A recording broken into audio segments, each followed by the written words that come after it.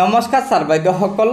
অসম চৰকাৰে কৰ্মচাৰীৰ বাবে দুৰ্গা পূজাৰ 20% বোনাছ ঘোষণা কৰিছে। হয় ছাৰ বাইদেউসকল, বলক এটা ভিডিঅ' ক্লিপৰ জৰিয়তে জানিলোঁ অসম চৰকাৰে কোনসকল কৰ্মচাৰীৰ বাবে আগন্তুক দুৰ্গা পূজাৰ এই 20% বোনাছৰ কথা ঘোষণা কৰিছে। আজি আমি 20% পূজাৰ বানছ আমি ঘোষণা কৰিছোঁ।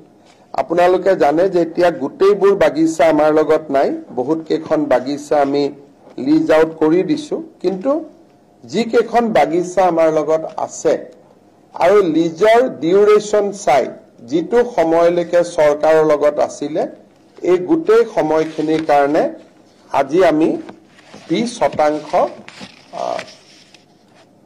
পূজাৰ বানছ চৰকাৰে ঘোষণা কৰিছে আৰু এটা ইনষ্টলমেণ্টতে আমি এই গোটেই পূজাৰ বানছ দিবৰ কাৰণে সিদ্ধান্ত গ্ৰহণ কৰিছোঁ।